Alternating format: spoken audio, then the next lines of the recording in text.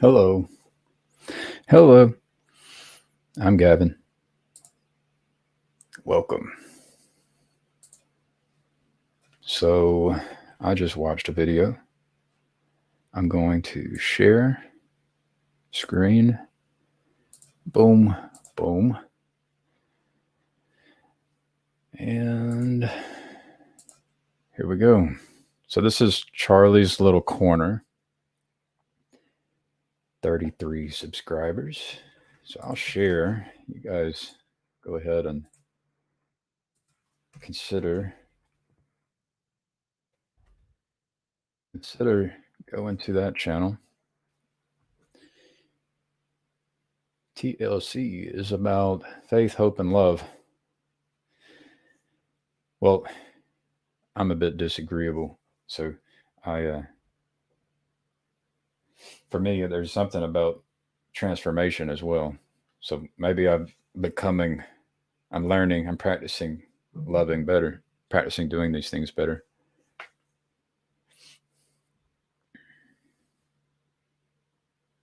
Yeah. How does a disagreeable person practice doing these things better? I think, I think it's good to confess. So like Charlie's Little Corner did not highlight me. I noticed that. But I also noticed that that's something in me that is like a sin. Um, it prevents me from loving people. So there's my confession. But maybe we can play this a little bit. Here. Boom, boom, boom, boom, boom. Here. Let's just hit the end. So that's why this is so torturous, because churches create a community that creates an environment for love. And then we can't love each other as well as we could because of time, space, personality, hurts, wounds, limitations. And that's what's so glorious about the vision of the kingdom of God and life in the age to come, because you get a sense that a lot of these ceilings on love will be lifted. What does that mean? I really don't know how it'll work. But if you ask me what this little corner is about, it's that we're getting more and more chance to love each other. That's a good thing. That's a good thing. And we're doing it through these. I'm sitting alone in this room talking to this camera. What a good thing. We're learning to love online instead of do all that other crappy stuff we do online. Isn't it worth it? Yeah, it's worth it.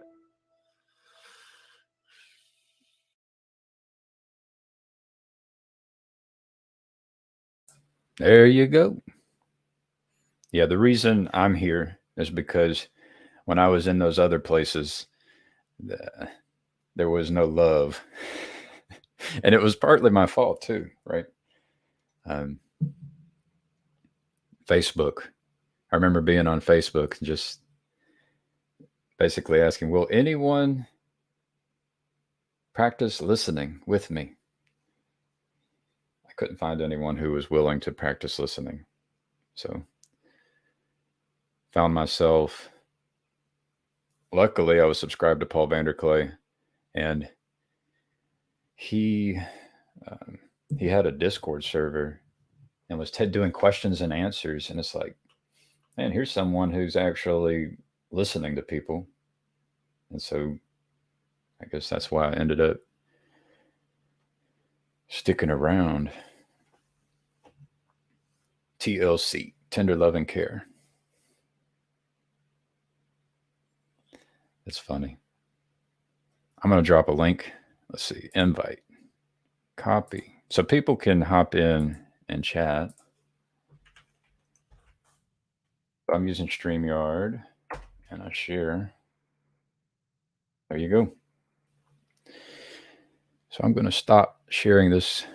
Stop screen. There we go. So I've got a small group at church focused around it's online Minecraft gaming, OMG. And the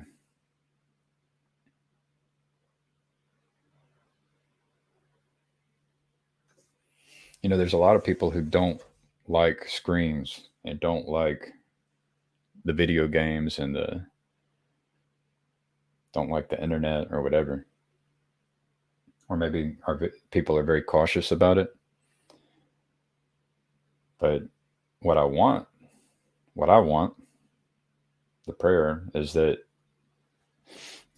parents would allow their children to show them and teach them how to play Minecraft. And what's more basic than that is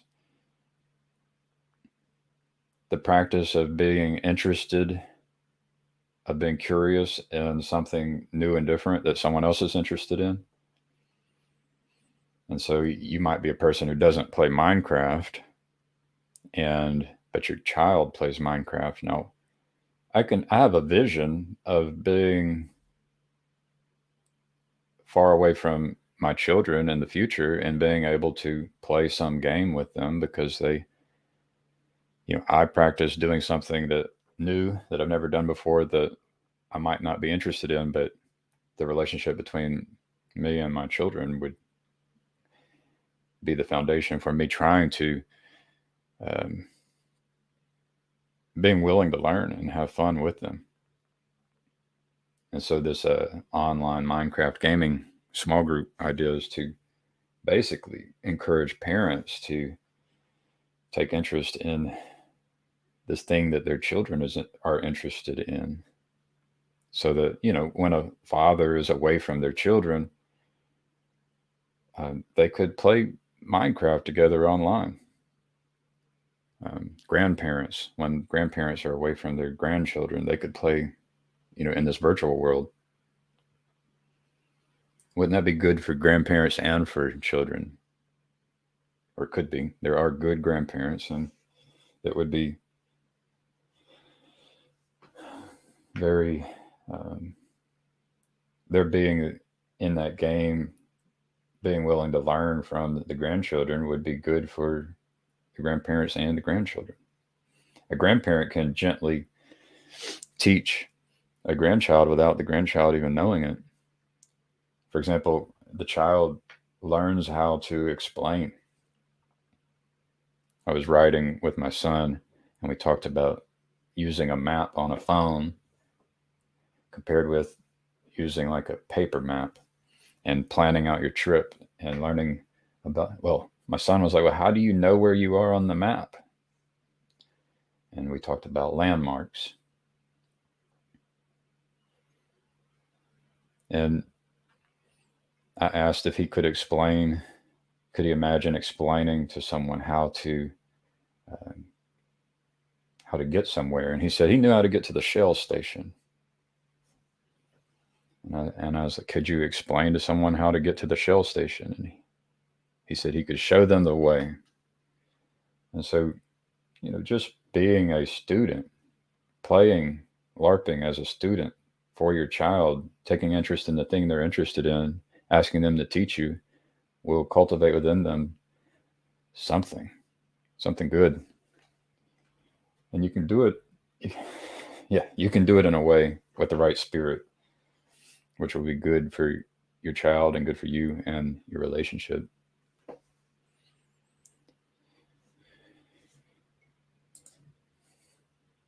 I might as well invite people.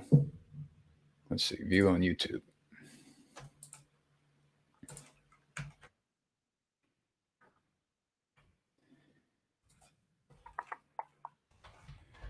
Share and share.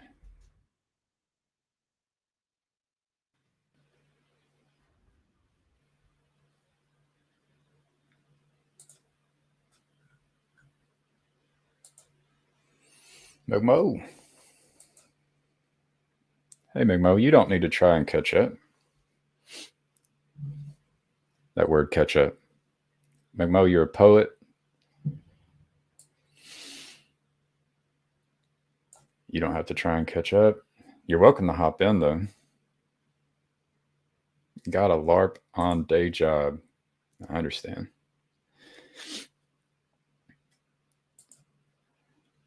Yeah, it's interesting. There's some things where I can't. It's easier to multitask. Uh, it's like if you're a painter who's done a lot of painting on, just painting walls, you might want to focus on cutting. That's when you get close to the trim. But then once you're filling in the gaps between your border, you might not need as much attention, depending on your practice. How are you doing, McMo?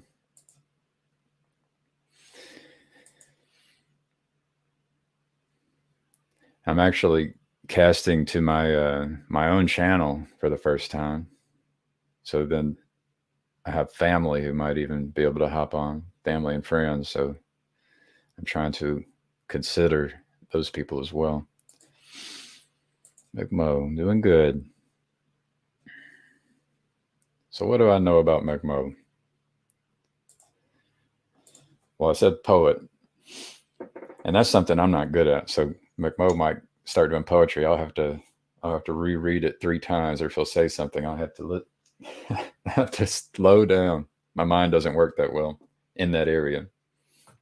One of my weaknesses. And then McMo was in a church. I think he was.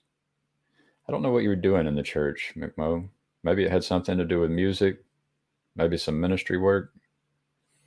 And then you were told you were no longer welcome in some way. And yeah, then people who have been asked to leave their church might end up finding their way into the network of people that is here. Poetry is easy if you don't try too hard. I'm going to try hard. McMo, I was director of media and productions. It's a long story, but I was fired. Media and productions. I wonder how many, how big was this organization you were part of? I imagine a director of media and productions, you had to help plan out what would happen at an event. Probably, maybe a Sunday event, maybe not a Sunday event. Hello, Chezi. I'm glad you're here. I hope you're well. Hope your family is well. Shalom, peace. Yeah, peace is good. My pastor actually talked about being able to, essentially, I'll use my own words, remember God, or to find the peace of God. He had told a story about how he had a meeting, scheduled meeting, and then right before the meeting, he got the news that his father had like 2 months to live, had cancer, and he like felt like getting kicked in the gut by a mule. A mule's like a cross between a horse and a donkey. But he, in his message, is God's closer than you might think, and so he had to do his thing to find out. He had to do his thing, turned on some worship music, and it helped him become anchored. That was the message, to become anchored. Because there can be storms in life, and it's good for us to be able to cultivate a capacity to know God better, find that peace, and it's a gift. So McMo says 1,400 every Sunday. I was basically like the webmaster and head of sound and media for the Sunday service. Had to minister to the production team and serve on the design team for all videos and podcasts and such. That's cool. The church I go to I attend it. It's the biggest church in Alabama, multi-location. And they just had their 23-year anniversary. I told that to my children. They got a cookie that said 23 on it. And I told them it was 23 years old. And I said, my buddy goes to a church that's over 100 years old. And so, 23 can sound old, but it sounds very young compared to other churches. And then our church has an app. All that stuff's really interesting to me, the technology side of stuff. The technology, using technology to try and like bring people together. Like, wouldn't it be cool to be connected with all the pastors in the area? I made sure website was slick and music was loud. That's cool.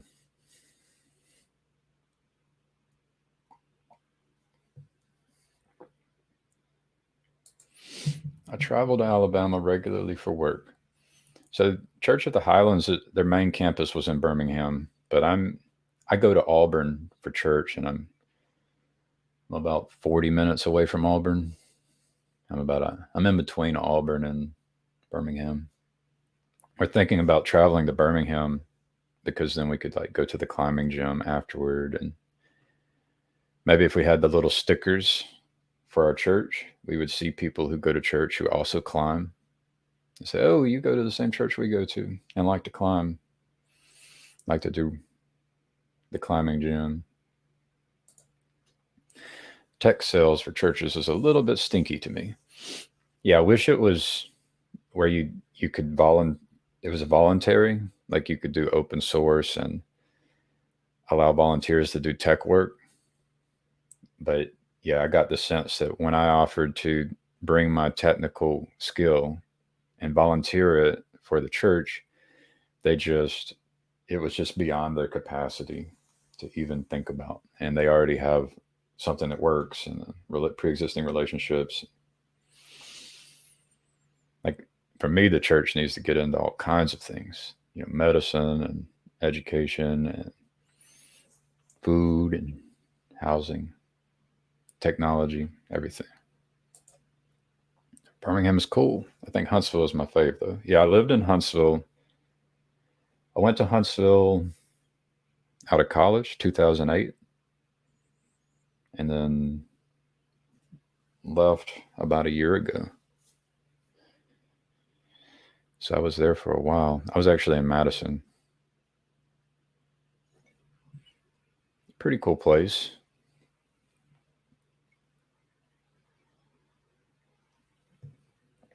Fastest growing city in the country, with all the taxpayer dollars going to fund, defense. And I guess they're also very smart people too. Like, it'd be interesting to show the geographic distribution of intelligence. Like, you can even see it in the way that things are designed.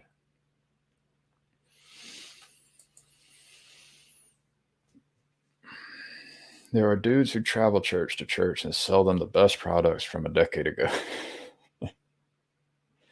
Yeah, this is actually a very interesting topic to me. I had a dream, and in the dream, there was a giant arrow in the street pointing, and it occurred to me as like that the signs. There's a difference. Like, what are these signs? Are the signs we see? Are they being made up in our own head, or are they there to let us know we're on the right path, or are they the signs created by people just trying to get wealthy?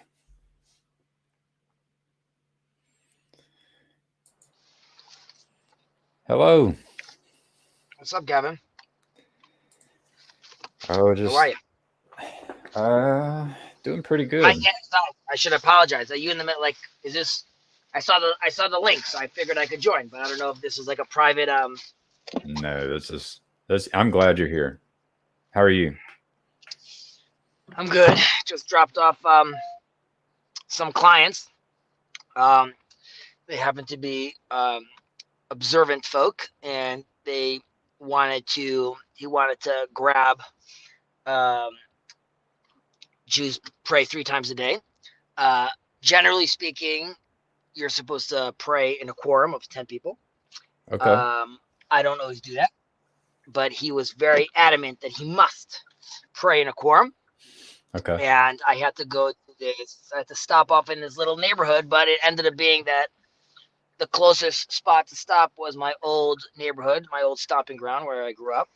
They have a fantastic pizza store over here, so it has been years since I've been here, so I just came over and picked up some slices, be a little piece of childhood.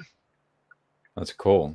So I'm experiencing that right now. It's a little strange to be over here, but that's that. And yeah, good shopping day. Again, it's a little surreal shopping with clients for their house while there's a war going on.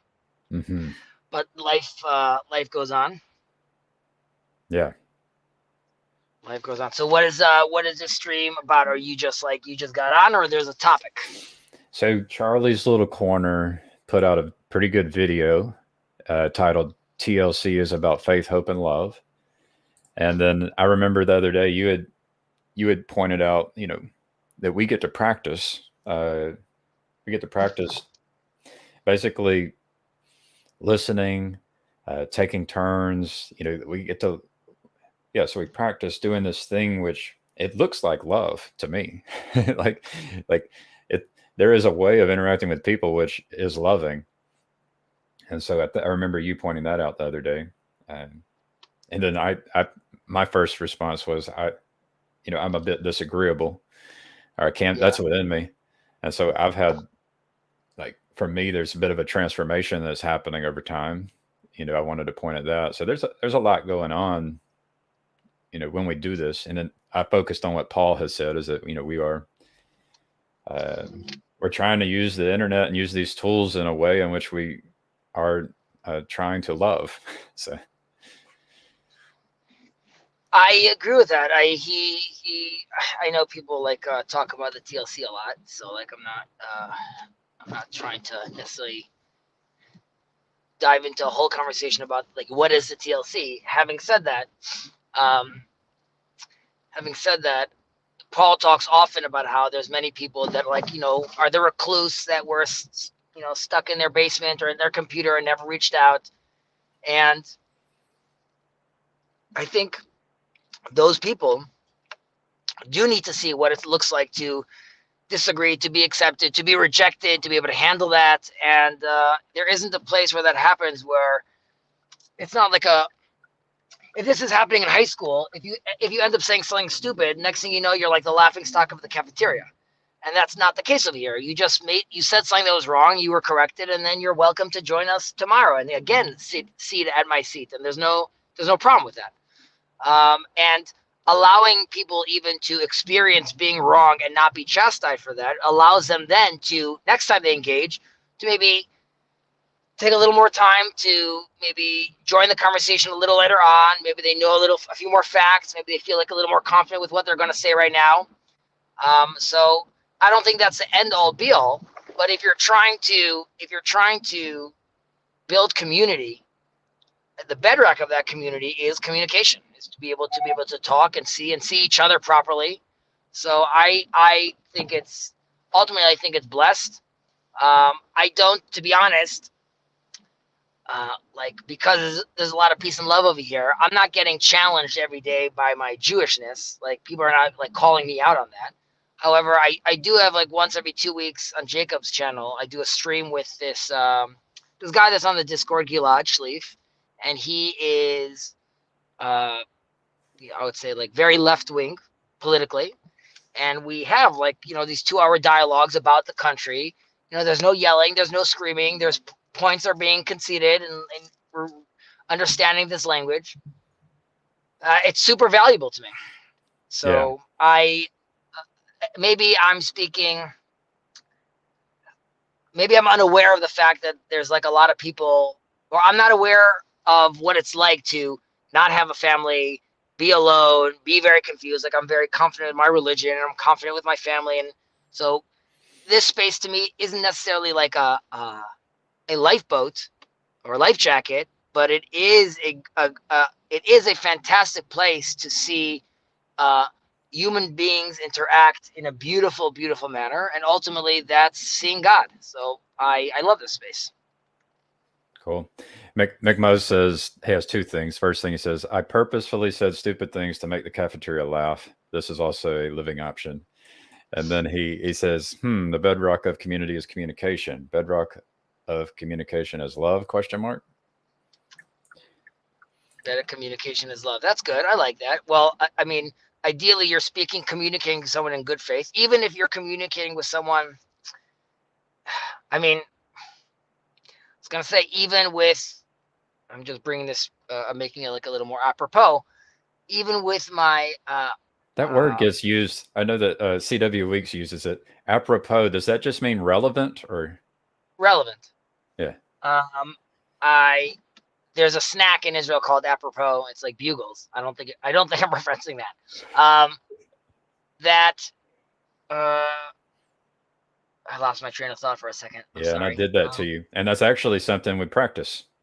Like we practice maintain. I mean, you mentioned that this is what we practice is maintaining a thread. But yeah, I mean, the bedrock of communication is love. Right. That kind of love. So I was going to say that even in hateful speech, I don't want a hateful speech, but even during war, right? In Hebrew, the word milchama also comes from lahalchim, which is like to weld. So if there's no communication or no physical interaction at all, that's when you're at your worst case, because then there's really nothing. But even in war, I'm still getting paid a lot of attention to, and that energy can be converted into love eventually. So I would say that communication is the key. Love undergirds that as well, because that is how we should be conversing ultimately. While yes, I believe that there's evil out there, I do think I mentioned this on last week's portion with regards to how we see in the book of Samuel that we want to be close to the Canaanite people, even though they're embedded inside the Amalekite. And the attitude is that we should even go into Egypt, or even have to put your hand into the thorn bush. It's difficult to get your hand back out, but it's worth it, because on the other side over there, you might find love. So again, I'm not trying to be like wearing pink glasses and run over to someone trying to kill me, but I don't think we should just give up on those people. So yes, I think love undergirds that as well. Thank you, McMahon.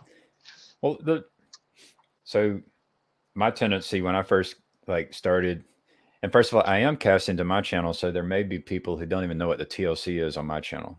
I have family members and friends, but when I started using YouTube to try and, because I was seeking love, I was seeking basically people who would practice listening to each other. It's like, the thing that I was doing was actually wanting people to listen to me and not being willing to listen to others. And so I was kind of like treating people as tools to my own ends. And, that's a temptation that I think many people have. And I noticed it in myself, and so I have to, by noticing that nasty thing in me, it makes me that I am a little, I had to learn to even be ashamed of it a little bit. I'm able to become a better listener. I desire to want to be a better listener. So, but yeah, it can be difficult when your enemy wants to treat you as a tool, a means to their own end, and they don't care about you at all, and are even willing to sacrifice you. That's it gets difficult. Yeah, there's we'll actually review some of this today in tonight's Pure K Avot class, Ethics of Our Fathers. But in one of them that we're going to go review today, it talks about different levels to man, basically. And one of them says okay, what's mine is mine, what's yours is yours, and that's sort of like your basic. And then there's what's mine is yours, and what's yours is yours, and that's considered like the righteous man. And there's one that says what's mine is yours, and what's yours is mine, right?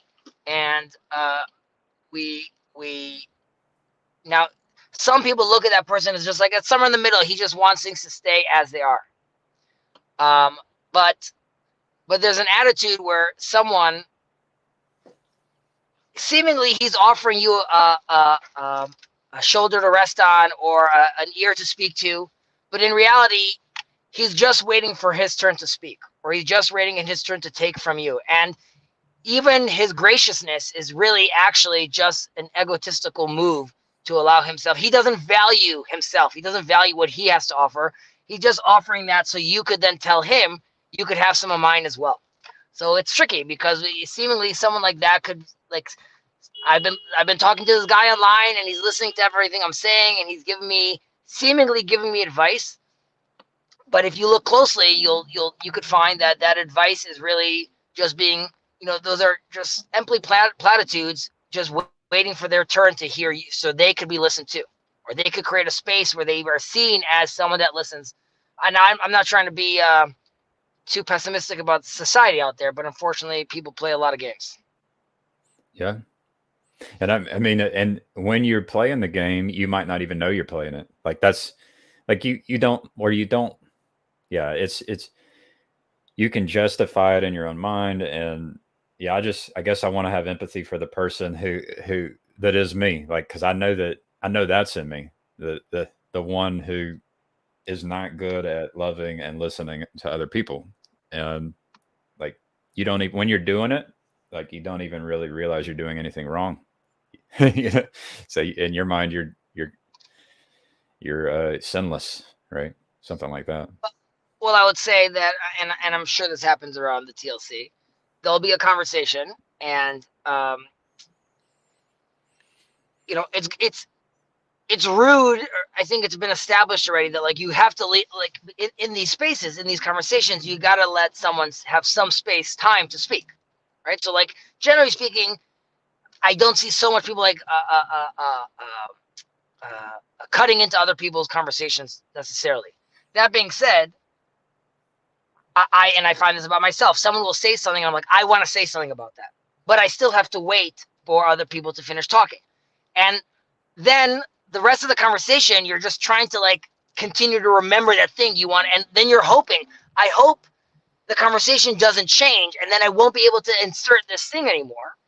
And you have to you have to ask two things. One, like how vital is this for you to insert the thing you want to say? Like, is this going to really, using a term Manuel uses, is this going to be generative for the conversation?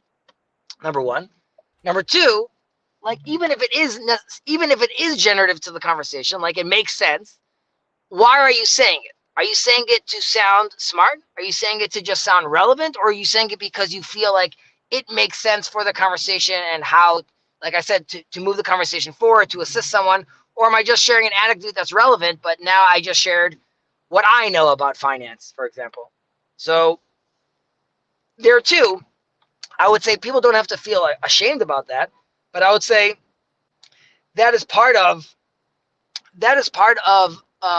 exercising the muscle of conversing with someone and knowing when to chime in, when not to chime in, when what you want to say is going to be relevant, or is it just like fluffing on top? Like, do I actually need to name drop, or can I just say this without actually like referencing where it's from or like where I was when this party was happening?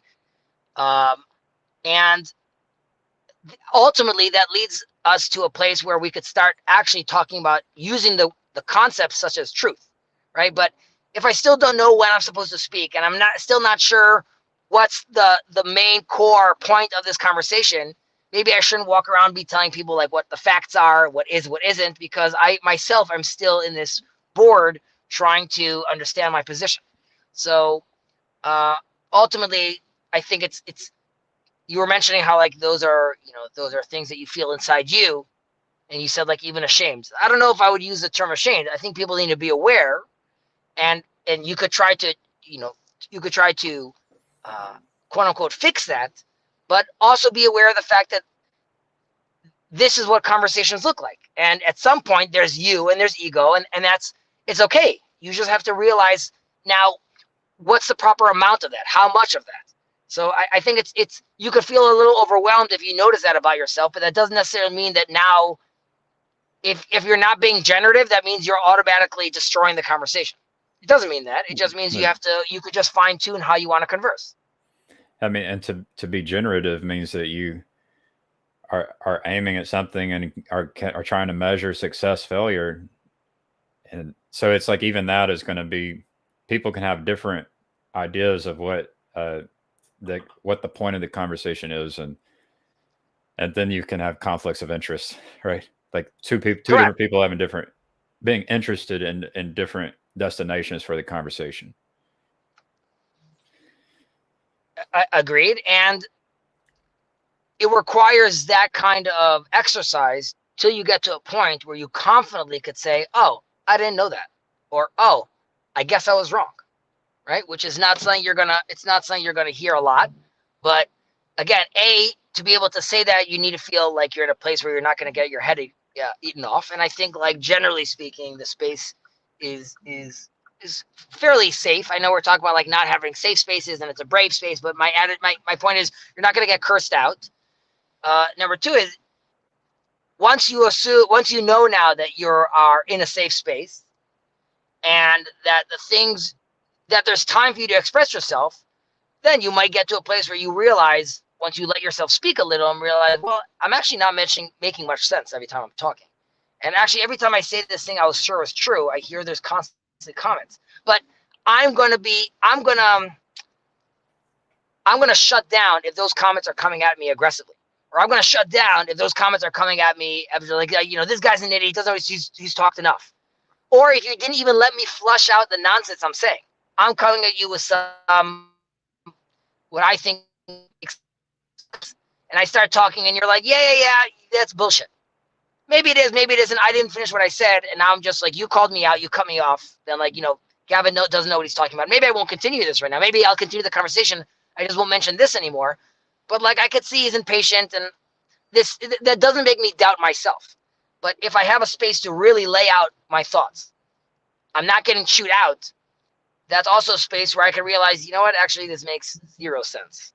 And then be in a place where I can also say, I don't know. I've had to work on like trying to correct people when they're wrong, and like that's a difficult one. Like, when do you rebuke people? Like, when do you? And so, sometimes I'm learning just to not worry about correcting people when they're wrong for some things. Maybe it's not the right time, the right place, or yeah. Correct. So, is it substantive to the conversation? Does it seem like it's a mistake that correcting it will just derail the conversation? So, like, the benefits, like, it's a cost benefit sort of conversation you have to have over there. Obviously, the person you're dealing with. If someone now, like, if someone's giving like incorrect facts that are extremely crucial for the conversation we're trying to develop over here, then at that point,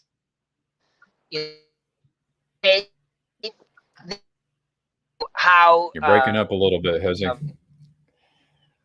Supposed to disagree with his parents, right? Because you can't call your father by his name or your mother by name, can't sit in his chair, and you can't disagree with him. Now, we would ask, well, first of all, obviously your father can't tell you to deny some truth about the Torah. At that point, you could say you're wrong. But now let's say my father's a learned man, and he comes and says, oh, you do it like this. Now, I know, since I've been learning and I've been hearing that was an old method that like no one does anymore, and really no one does it anymore. Am I going to go to my dad and say, like, no, you're wrong? Or am I going to say, tell us to say, that's so interesting that you're saying that, Dad. I remember that you taught me that. I was taught differently recently. Could we try to explore this? Right. Right. And the attitude is to not offend your father, to not make him feel foolish, to make sure that he's being respected. And even if he's incorrect, make sure that as best as possible, he could come to that conclusion and feel that he is still educating you through that process. Right. Now, you could be like, in all cases, all the time, I'm about to run out of the house. Yes, I need to tell my dad I didn't mean 2% milk. I meant almond milk. So, like, I don't have to, now bend over backwards.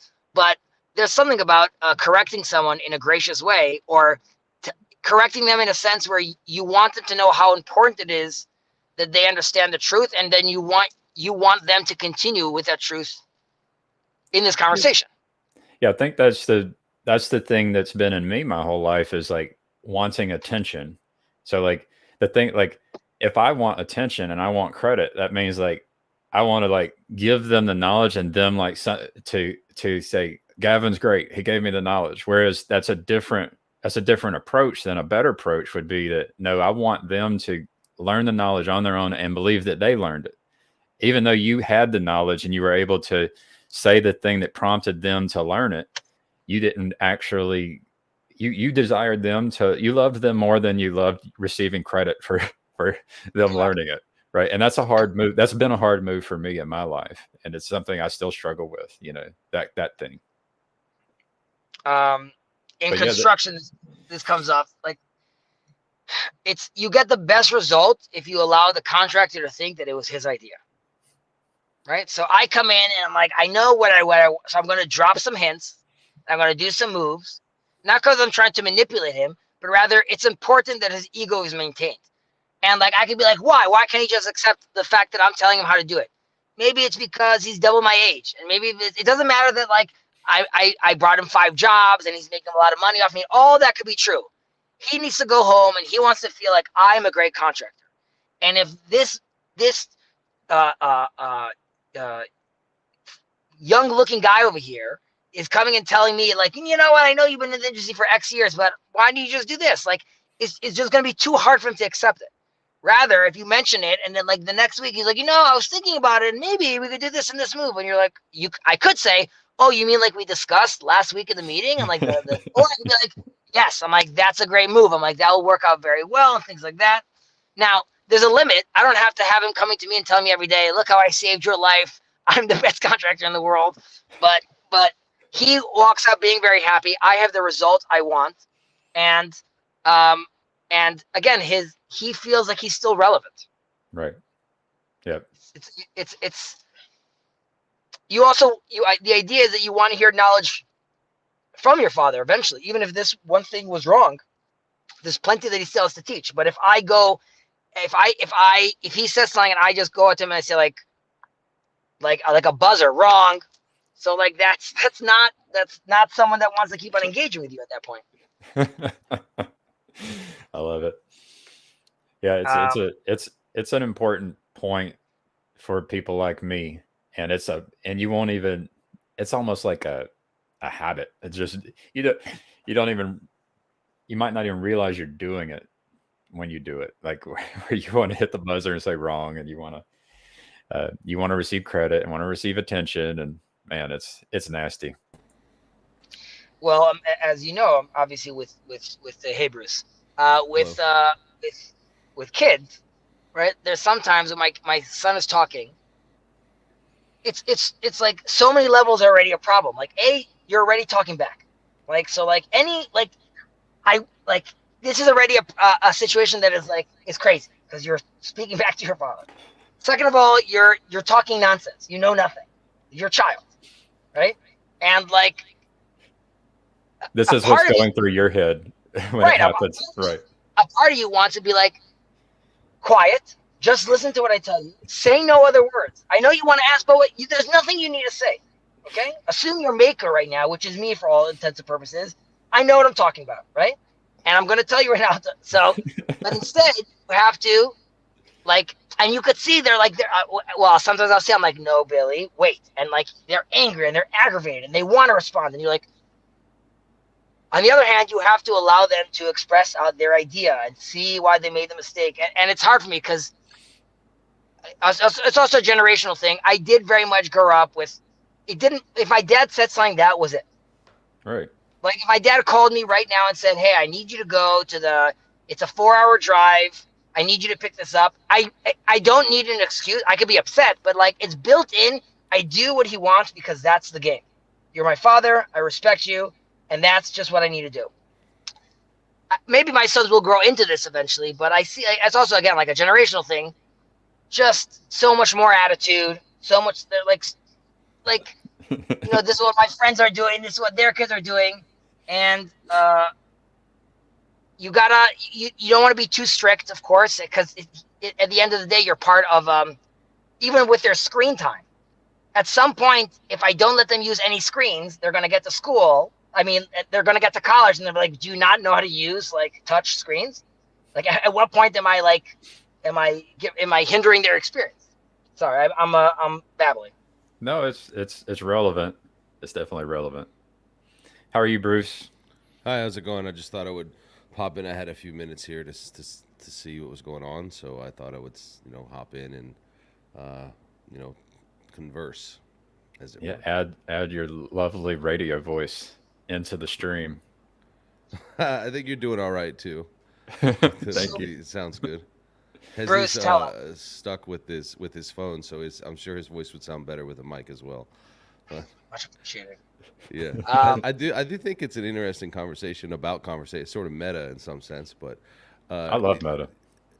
yeah, sure, it's fun. Um, I think it's interesting. Like I try and listen to folks and attempt to insert my position without undermining their position per se, but also not compromising the values you think you have. But I think another thing that happens, at least for me, is I have a set of ideas, propositions, or otherwise experiences, and I find it fascinating and interesting to get perspective from someone else, right? So I want to see if the ideas or the experience sticks, and can I get a return, sort of either affirmation or disagreement to see if my ideas can hold up, right? So I think that's, and I don't think it's the greatest way to go all the time, because then you would probably be waffling, waiting for the opinions of others. But I do think that the conversations, at least that I tend to have, are intentionally looking to see if the ideas, convictions, and otherwise things that I hold actually resonate with someone else,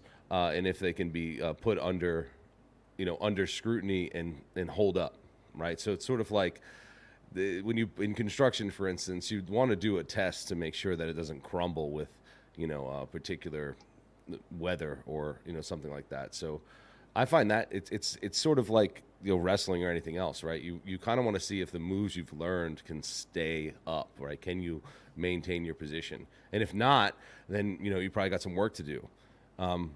That's kind of what I was thinking about when you guys were going on about this particular topic.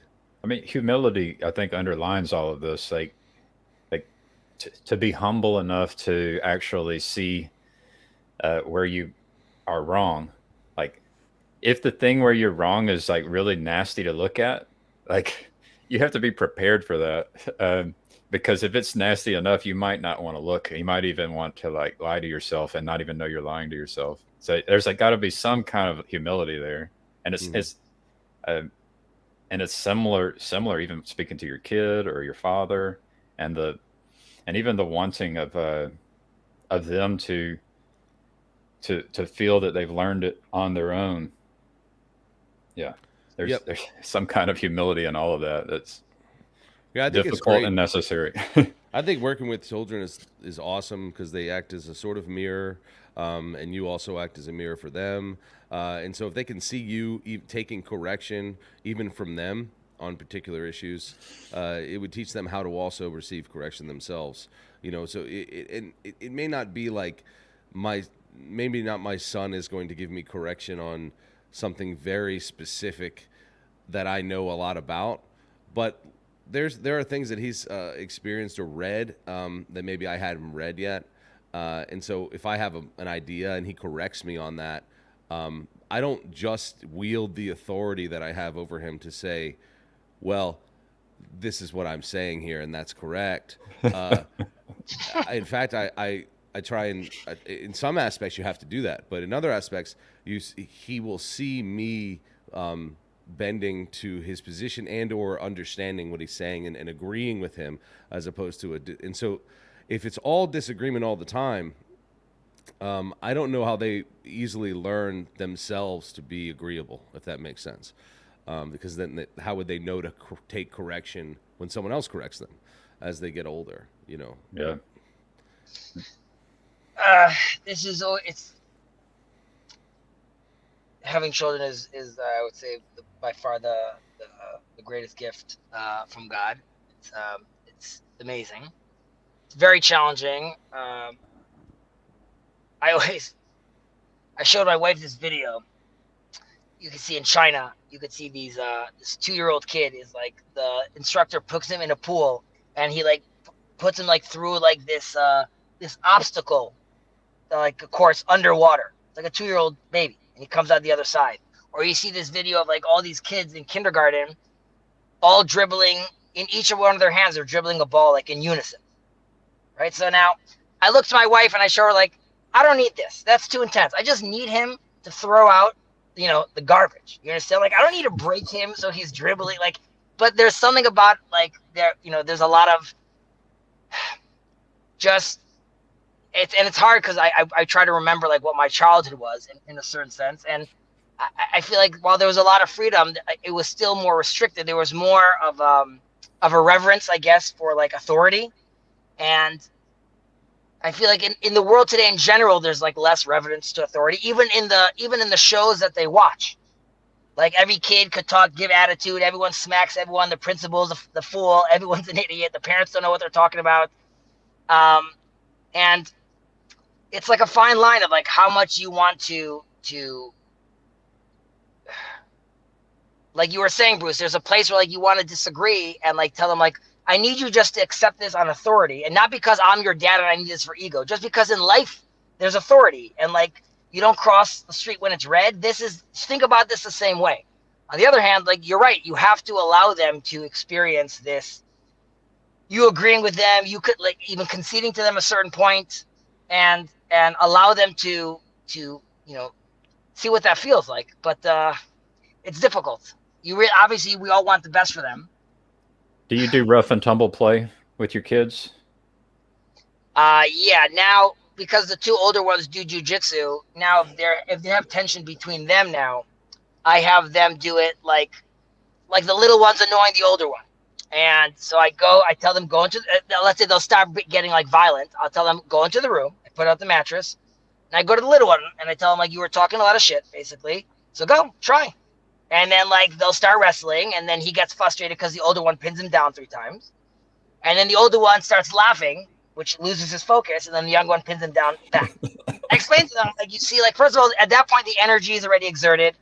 They're already okay at that point. It was very hard for my mother-in-law to see this, like where I'm like actively putting them into like wrestling. But I also told her, once they're in jujitsu mode, they know that there's no punching. They know that there's no poking eyes. They know that there's no pulling hair. There's some rules in the game that they know. Exactly. And like it's also a reminder to the little one that like in the world, like right now you're annoying your brother and he's not beating the crap out of you because he's your brother and he loves you, and because like I'm in the house. But in real life, if you try to pull that crap in school, an older kid's gonna smack you in the face. So like you need to like recognize that like you can't get away with just saying whatever you want all the time.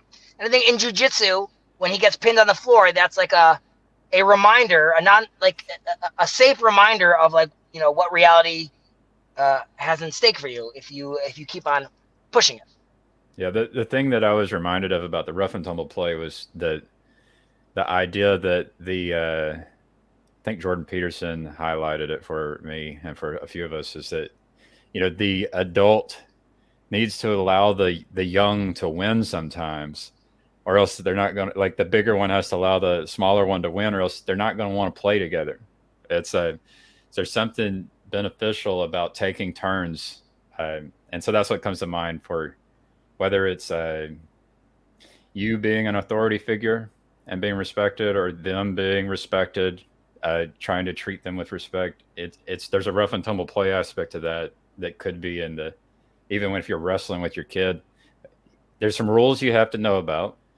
There's lines we try not to cross, but at the same time we're not going to just try to win every single game, or because that can be bad if you just have to win every single game. The study he's referencing there is the study up on rats. Right. And they said that, I think he said 25% of the time the big rat has to let the little rat win, or the other rat won't play. What Jordan Peterson actually mentions in that example is that in that rough and tumble, like there's a difference. Like I could be bending your finger and we're all having a fun time until that point where you're like, that actually hurts me. And there's a big lesson to be learned there, which is like what those boundaries are. You could poke, you could play, you could push, you could, you know, I'm sure on these discords, on these conversations, many times people rip on each other, laugh at each other a little, but you know, that's sort of that poking. And how far can you do that while that's still being received with love and no taking offense to it? And at what point does it go too far and you just called out this guy's mom on air in front of everyone, right? So like that's like you have to like reel it back. And you really do learn that, like I'm saying, if you're playing with a parent or playing with a child, that allows you even to, you know, my son suddenly pokes me, right? So obviously that's hurt, but I don't break down to the floor. The game's not over. There's just an explanation, which is like that was going too far. Yeah, I think the one of the things that I try and do is with my children or with anyone else is the engagement with the other people, or your children, to build them up or to wield your own particular set of skills, and be, you know, given accolades, right? And so there's no prizes in most cases, like throughout the world, in winning arguments, really. Not really. I mean, there are some prizes that are temporary, but you're not getting on a pedestal and getting a trophy because you got someone else to yield or concede your point in the argument, right? So if you engage with someone and you, let's say, quote unquote, let them win, is that better for them? Because it's not really hurting your ego or your, you know, your sense of self, or, you know, all of those sorts of things. So if you're engaging with individuals, and you're looking to build them up in some way or have them get better at honing their skills, because really, like, as a sparring partner or an intellectual sparring partner, however you want to see it, wouldn't it be better to have that partner get better at the work so that you both build each other up eventually? So, you know, if you could just hammer someone all day long, you never really improve and they never improve. And so how do you get them to improve, and how do you improve yourself? Well, you have to sort of relinquish some control a little bit, let them bring themselves to confidence or maybe get some wins, and then their skill set improves and yours as well. You know, and that happens with children, it happens with parents, it happens in individuals, friends, etc. Yeah, but you know. that could go crazy when you start, like, the extreme of that is participation trophies, right? Like, you exist. Yeah. Here you go. So like, and you know, that comes from like a right, like, you know, if my son is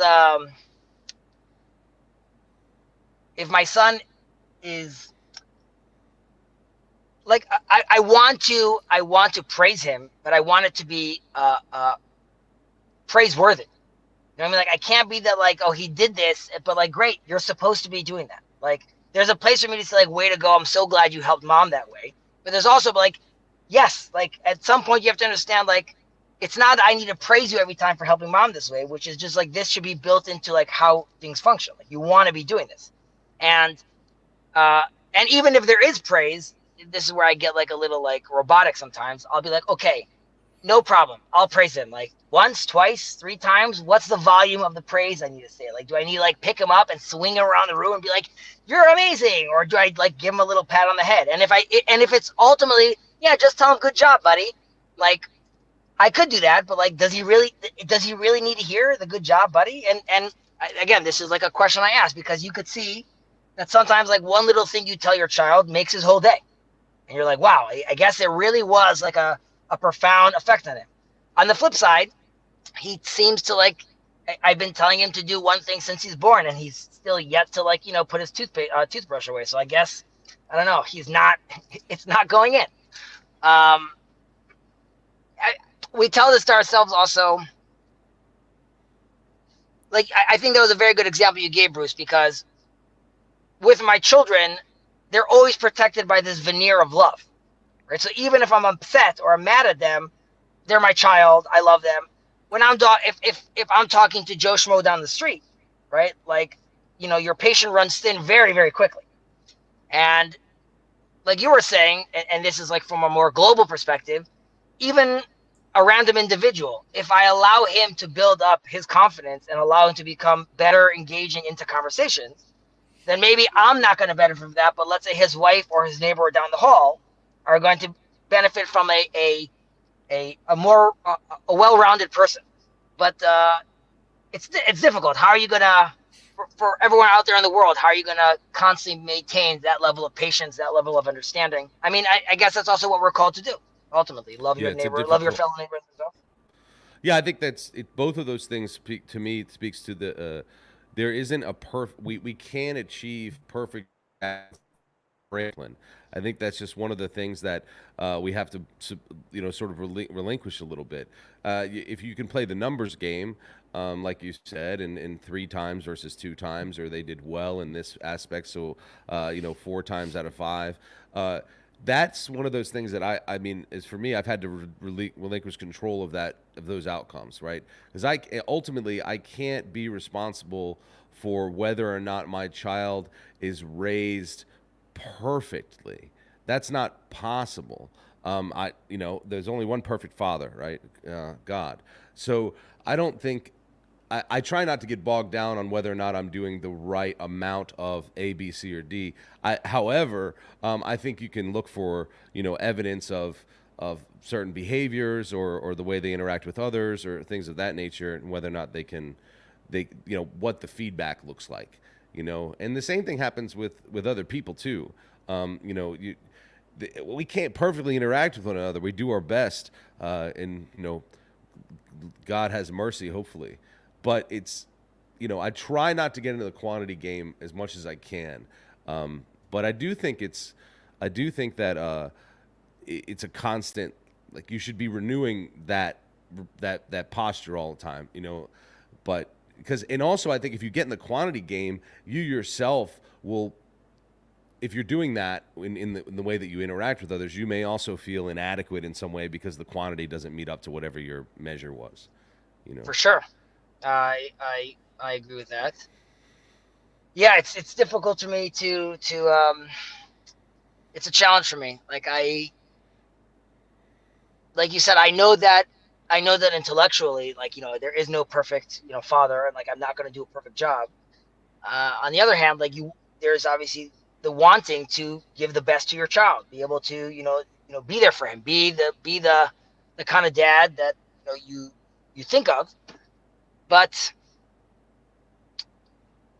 I want to also go back for a second. You said there isn't this perfect kind of conversation. The question is what are the tools you're coming into that conversation, and what are the tools we're teaching our kids, right? I tell my son when he comes home from school, when I try to pry information out of him of what his day was like. So my first question is, one of the first questions are, did you see any other kids upset or crying in school? And the attitude is to try to build some sort of empathy, right? You be looking around, see if there's anyone, you had a great day, awesome. Did someone else have a hard day? Do you not notice someone else was having a hard day? And the attitude is I'm trying to give him tools that when he's talking to the other, right, already from a young age, can you put yourself in his shoes? Can you try to understand where this person's coming from? Obviously it's difficult as a child. There's a lot of ego and a healthy amount of ego, obviously, in a child that's really thinking about himself. But, and this goes back to the beginning of the conversation, what you were talking about was very meta, which is why I like this, this little corner. And again, I stress it by I'm not looking to join a church, obviously. And it's not I'm missing that right now in my life. However, having conversations like these, where they could be where they could be done in a loving and productive environment. I don't know how many other spaces you have like that which are filled with diverse people from diverse backgrounds. You're not going to get this in a therapy session, and like you said, Bruce, you bringing up an idea to also see if it's going to hold water, if it's going to hold up to scrutiny. So, in a certain case, when you're by your therapist, so, it's really your brain palace, right? You're buying the time to be able to lay out your ideas and sort of play it with some feedback with him. But ultimately, this is someone that you're paying And if he's a good therapist, he might not, or not a good therapist, depends what your opinion is, but he's not going to necessarily give you his opinion or his advice. But you're looking for something else when you bring up an idea, and I'm also looking when I have these kind of conversations to really, like you said, to see if what I'm talking about is nonsense. Am I meandering? Am I going in a loop? Is this actually productive? And I feel like productive conversations in a space like this, where you really do have like a global mind palace where people get to just drop in and explore, I would believe you come out from these conversations a little more refined, a little more sharpened. I'm a fan. Gentlemen, I'm sorry. I just parked. I got to run home. Father, Gavin, catch you in the flip. Bruce, good to see you. Take care. Thank Have a you. good day. This, like Mo said, this sounds like coaching, Chezi. We have to love the individual to know where they need discipline and where they need encouragement, but it also depends on gas. Tell us. But yeah, I was thinking something similar. I think I'm going to be coaching 6-year-olds to play soccer, including my daughter. And so this is the thing. Yeah, this is the thing. And so my ability to practice loving the individual, uh, that I've practiced like in conversations on the internet, and and even having that telos of recognizing that being able to love others is good and important, will hopefully help me be a better coach.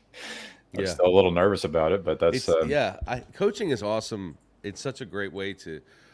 There's so many things I like about coaching. The kids, I love it when kids are able to take direction from other adults, other than yourself, for many reasons. So that's vital. I think that's why I enjoy putting them into sports. We're homeschool folks as far as school goes, because we have all sorts of reasons for that. But we do homeschool too. yeah, but coaching is awesome. You get a chance to raise up a team and have a shared goal. The children get abilities to defer to authority outside of their own parents, but also like you're working with the children, of course. But by proxy, or because of the relationship, you're also like developing a relationship with the parents of those children, and that to me is one of the most profitable pieces of coaching that people tend to miss out on. Because a lot of times you'll notice, at least I've noticed with my children in sports, are hyper focused on the kids, which is great. But they don't develop relationship with the parents very well. And in my opinion, like you've got to do both, right? To get these practices to stick, to do them at home, right?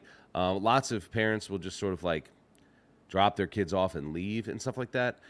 If you can foster a way that the parents also feel invested, they're going to benefit from the same sort of coaching in a different aspect.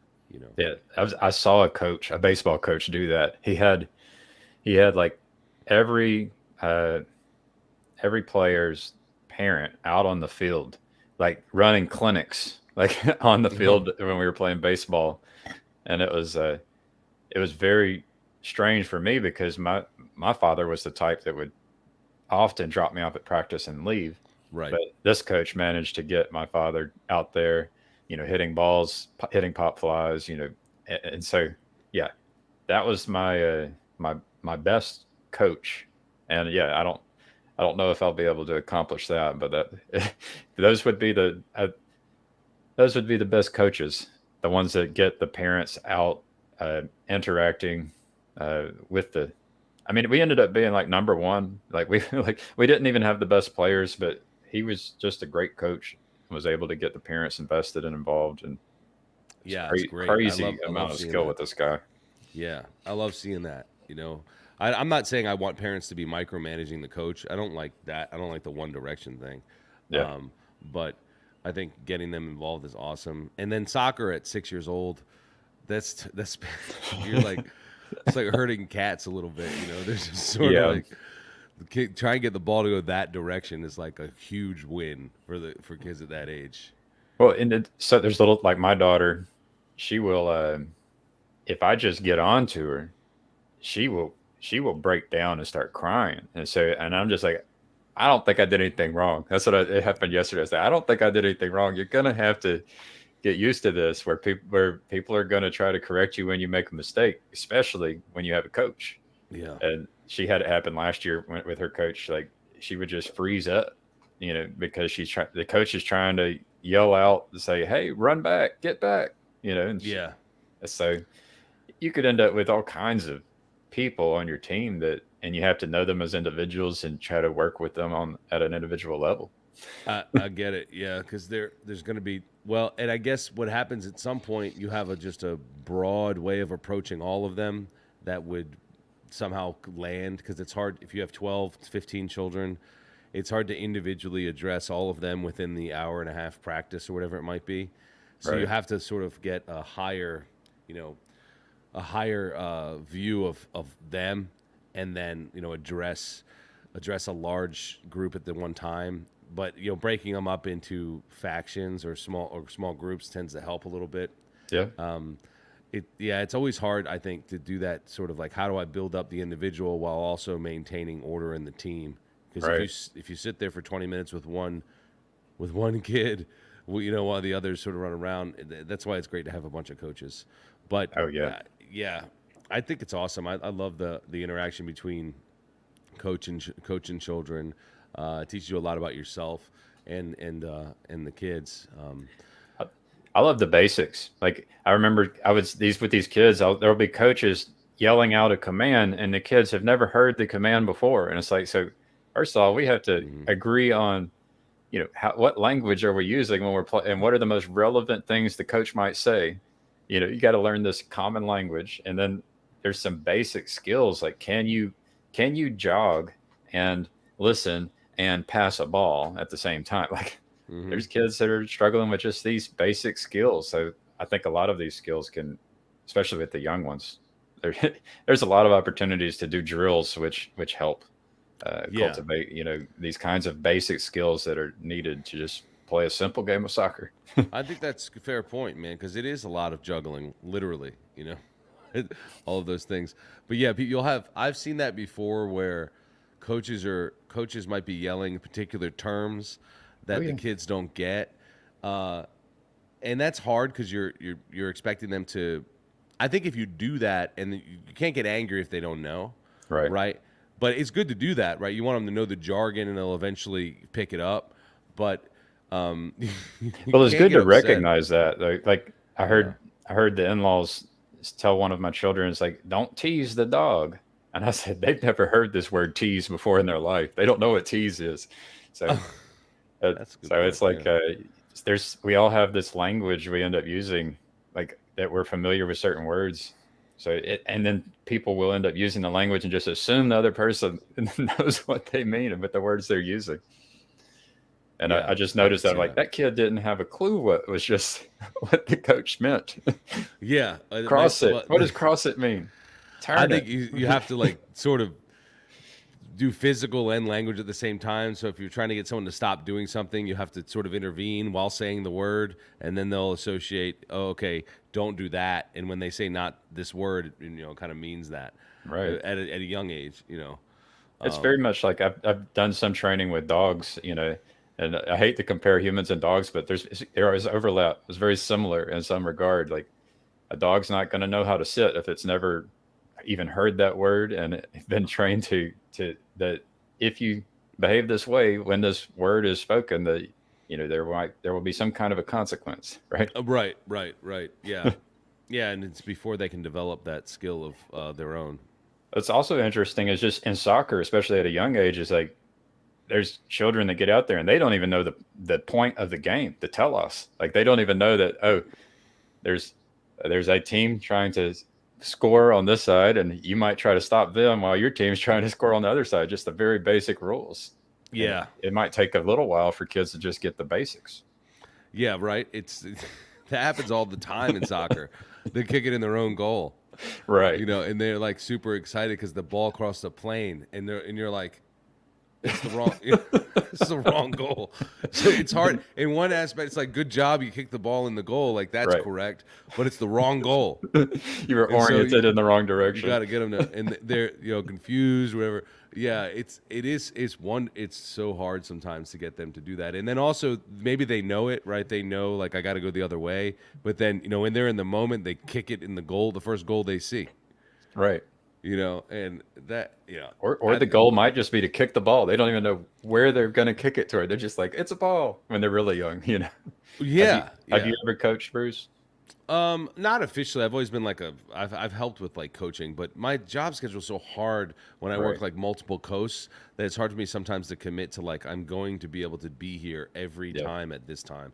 But yeah, I mean I do enjoy it a lot, and again anytime I can help I do. But I've never been like the coach. What about video games?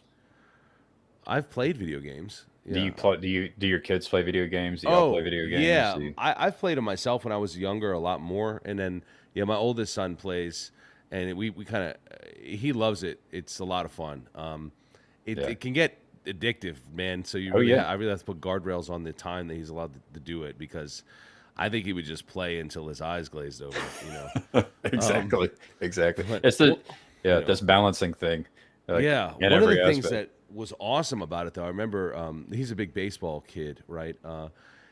Playing baseball on the video game together from a relatively young age, man, his baseball IQ is crazy good for other, like, compared to people his age, because he'd been playing, of course, so he puts it in practice, but he understands the strategic nature of the game better than I think many of his kids, of his peers. At least now they're catching up because they're a little older now, but Right. he can articulate all of these sorts of idiosyncrasies because the game makes you do that. Right. So I think in that aspect, it's like a great compliment to playing the sport itself. Because a lot of people will say, like, well, it's ridiculous to play baseball on a video game. Just go outside and hit the ball. And I do, that is true. That's true. But classroom time, if you want to call it that, has a place. Yeah, know. my wife and I were talking about, because I was saying you could help coach soccer, and she's like, I don't know anything about it, and I was like, well, we could just sit down as a family with a whiteboard, and you could basically, Yeah. maybe you watch a game and you freeze it, and then you draw the players out on a whiteboard and say, well, you're this player, what do you do? Right. And Right. then maybe then we play and we see what they did, and then we compare what they did with what we thought we should do. Yeah. Or You you know? could fire up FIFA and try and play that game. Right. Right. Exactly. You had to- you the had the video simulation. game. Exactly. Yeah, so you get the simulation time, but it never is the same. Like all of that knowledge that you could develop, it never translates. Not never, but it doesn't translate to the skill when you're doing it. But having I call the baseball IQ is like huge because you're sort of in the mind of a coach while also playing, and so it makes you think about what you're doing a little more. But again, we kind of lean in that direction, right? My family's, I would say, if I were to compare, we'd be like knowledge people, right? We're big on, we're big on propositions. All right, so let's say that. Yeah, there But you our go. kids have that skill set. They're, that's how they've been born with that, and that works well. But other people I know, their kids are incredibly good at like the sport, but they don't have baseball IQ. I've seen Yeah. that among kids. I've seen kids that are just like crazy fast and like good hitters. Right. They couldn't tell you like what to do in certain scenarios. They couldn't articulate it. Right. Yeah. I think when I first started playing baseball, I got into a habit playing third base of just running over to third base and tapping the base and throwing it to first, whether there was anyone on first and second or not. I just got in the habit. No, it was Yeah. in the pop-ups. I'd catch the pop-up and tap the base and throw it to first because I'd gotten a triple play. So I just knew if I do these three things, I'm good. Yeah, And just I make sure. Yeah, you get Didn't that even have muscle. any awareness of why you would do that or anything. Right. Yeah, but it works. Like it's not going to hurt anyone to tap the base unless it made you slower to throw the ball. Right. Right. Yeah. It's funny how I think a lot of people like to dismiss sports. I hear it often, like it not just maybe the playing of, but also the watching of and the enjoyment of. I really don't know. I don't think you can divorce it from culture and society. It's such a great thing. I caught myself, like, I had a team, like I went to Auburn University, and the rival is Alabama, Yeah. and uh, we had a game when I was in college, and at halftime we were down like 2 or 3 touchdowns, and I just noticed I'm like, I'm depressed. Like I'm like like and I'm just Yeah, it I'm like, happens. I'm too invested in this. But then we came back and won, and then I was like very excited at the end of the game. But it's like, so I think there's something to, the idolatry topic, but Well, it I can mean, it be. was an It can be. opportunity for me to have that self-awareness and notice Yeah, it. I think you're right. I mean, it can be. You're sacrificing family time, your all of your studies or your work or whatever it might be. You're not going to church. You're not in, then now we've got like something that has taken the place of your duties. I mean, it is the You know, religion of the Southeast, like college football, I absolutely. think. I absolutely. I mean, I know places I remember the first time that like dawned on me. I didn't grow up in like college town, right, or anything like that. But I was talking to a guy from Texas, quite a few years ago. It was probably over a decade ago, and he was a big Aggies fan. Mhm. But I was like, so, like, are you a Dallas fan? I mean, No, he's like, I couldn't care less about the NFL. I don't know anything about. He probably knew more about his local high school team than Dallas, right? right. So, like, you're right. It is a massive cultural significance down there. But I think it could be right. It could be right and good. But yeah, it becomes a Well, idolatrous thing sometimes. well, Yeah. this is an interesting topic. Like, it's kind of a segue. Like, I've tried to imagine a church where you could have climbing walls, and you could have laser tag and indoor soccer, and you would have teams and leagues, and you would integrate, like, and you would, like, I'm trying to have a small group around Minecraft, and I want to be able to integrate, you know being a Christian with all of this, like with life, with everything, and like even in the business, like everything. And so, but I know that there's people who think of church, and they don't imagine any of that. Like, they imagine, you're praising and singing Right. and listening to a minister. And Right. so, but yeah, there's Well, I think I feel like these there's things yeah. can be really good for people, like I learning think how to yeah. coach and learning how Yeah. to, like, all these things can be really good. Well, I would agree. Like I do think that all of life is worship and all of life for all of Christ. That's how I would articulate it. So in that sense, I think you're striking at something correct. Is like doing things oriented correctly. Right. You know, but I would just say like as far as liturgy goes, or liturgical or church itself, it's like a carved out specific right worship that people are after. And so when you start to bring like worldly or let's just say like activities that aren't intentional, it can tend to in some corrections orient the wrong direction.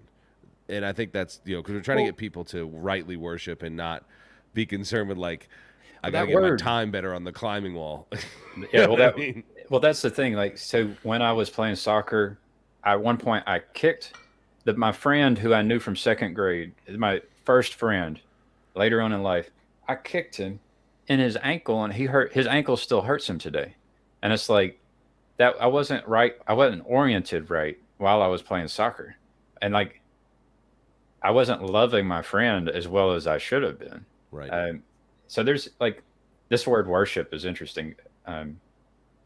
Like, I guess I'm guessing that worship has something to do with, according to like the language in the Hebrew and in the Greek, would be something like an overt um, reverence and a submission, something like that.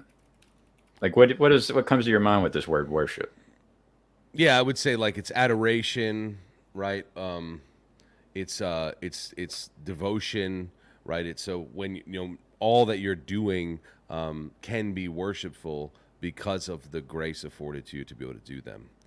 So in all aspects of life, it should be attempting to glorify God, right? So and that means even in our conversation, even when you're talking about sports, even when you're intimate with your wife, all those things can be rightly worshipful, is what I would say. And I think that you're striking at something true in some sense, because Hopefully not striking out. what I'm saying, what I'm saying, like, people always say, like, can you do baseball for Jesus?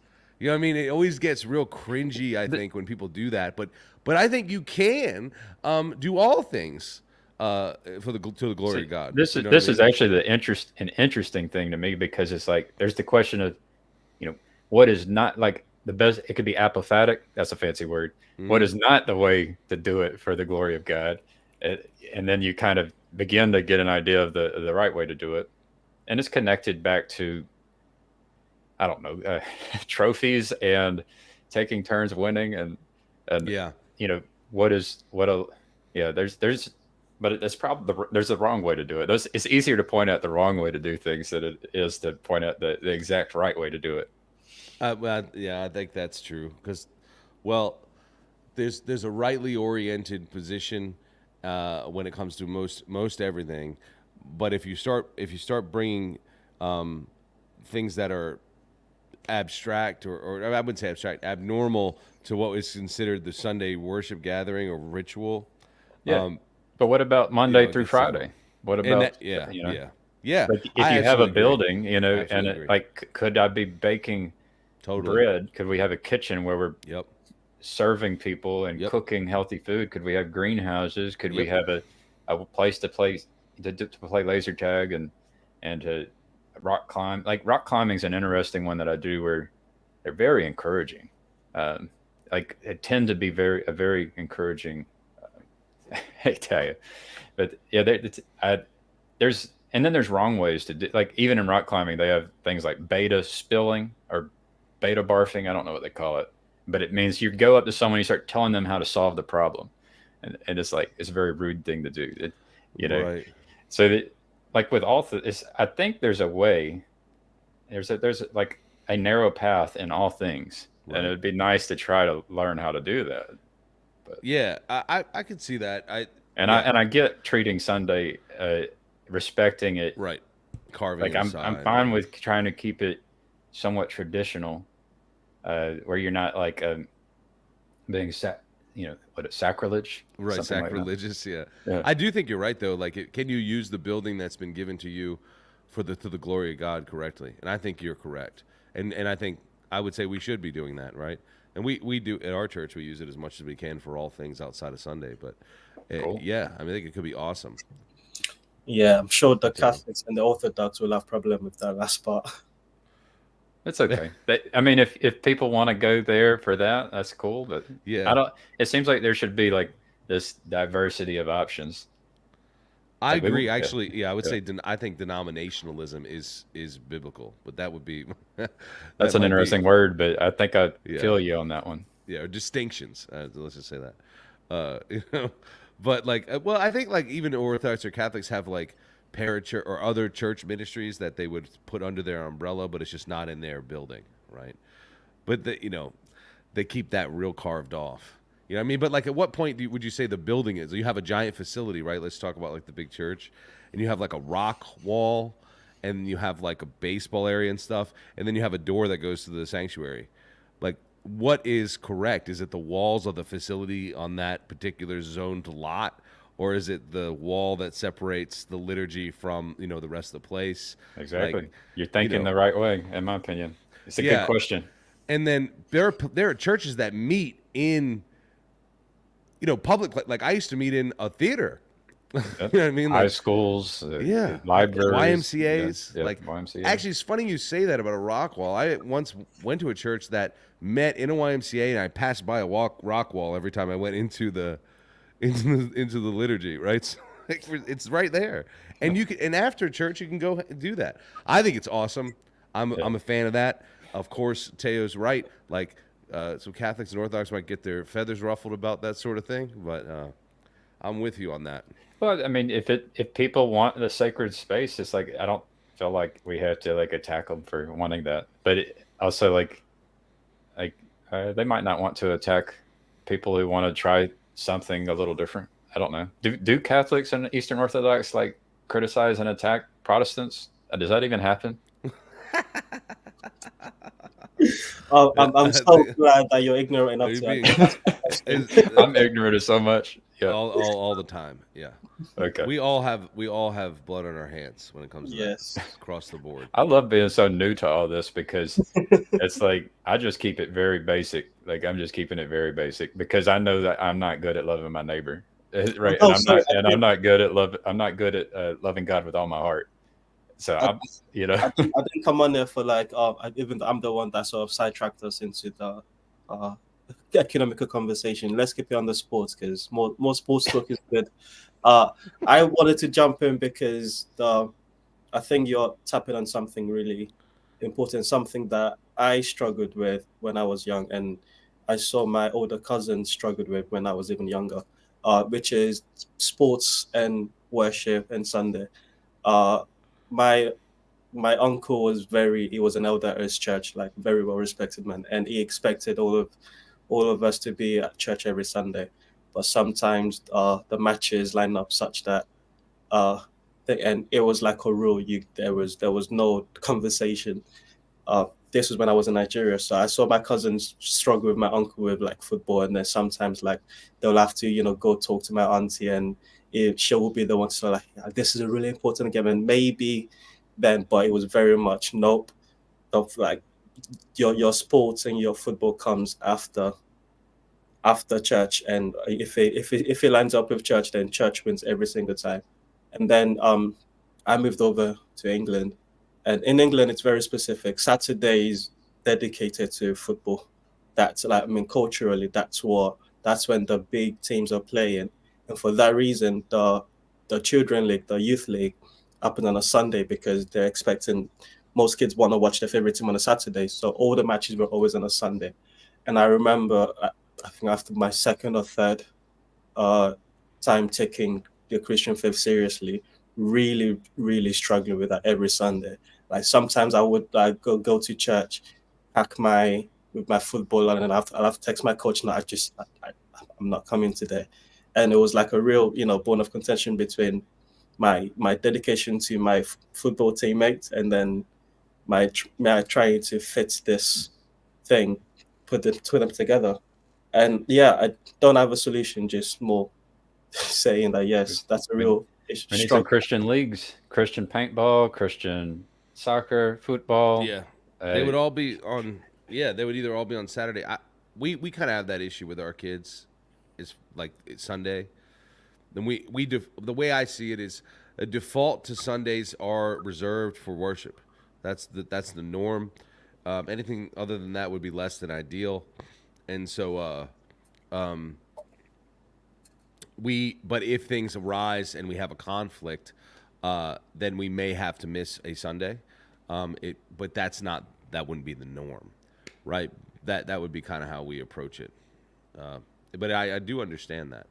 And in the U.S., many big sport events are on Sunday, like football, like playoffs, things like that. That happens on Sunday. So it's always like this day of, depending on where you live in the country, you may not you're gonna miss the game if you're on the West Coast because it's too early. So, we've definitely not carved that out very well. I'll tell you that. well, I think I'm going to end this pretty soon. Let's see. Yeah, I've got to run myself. The yeah, Chad over on the Friday Morning Nameless. He's got a conversation with his wife Anne, and that is coming up in about 5 minutes for anyone who's available. And Bruce, thank you.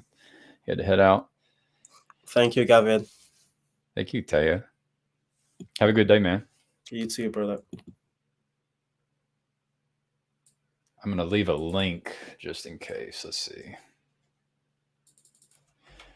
Friday Morning Nameless.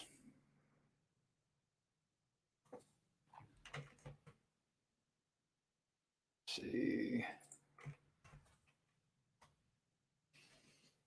All right. Have a good one. Bye bye.